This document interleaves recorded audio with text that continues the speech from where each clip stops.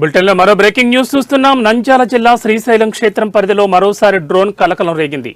శ్రీశైలం ఆలయం ప్రధాన గోపురం సమీపంలోని ఆకాశంలో యాత్రికులు డ్రోన్ కెమెరాను ఎగురవేశారు. ఆకాశంలో డ్రోన్ ఎగురుతుండగా దేవస్థానం సెక్యూరిటీ ఆఫీసర్లు అలర్ట్ అయ్యారు.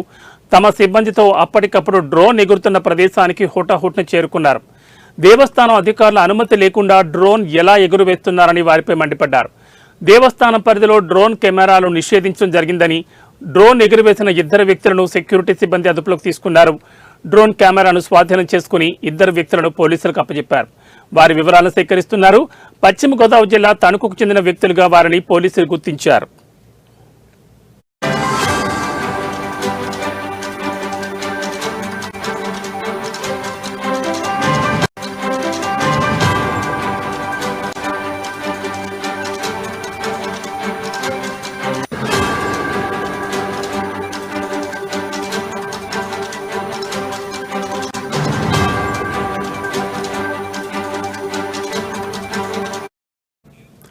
నంద్యాల జిల్లా శ్రీశైలం క్షేత్రం పరిధిలో మరోసారి డ్రోన్ కలకలం రేగింది.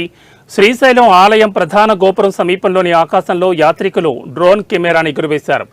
ఆకాశంలో డ్రోన్ ఎగురుతుండగా దేవస్థానం సెక్యూరిటీ ఆఫీసర్లు అలర్ట్ అయ్యారు.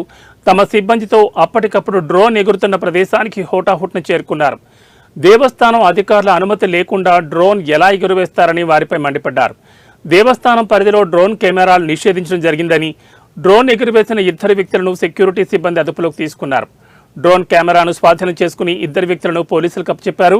వారి వివరాలను సేకరిస్తున్నారు. పశ్చిమ గోదావరి జిల్లా తణుకుకు చెందిన వ్యక్తులుగా వారిని పోలీసులు గుర్తించారు.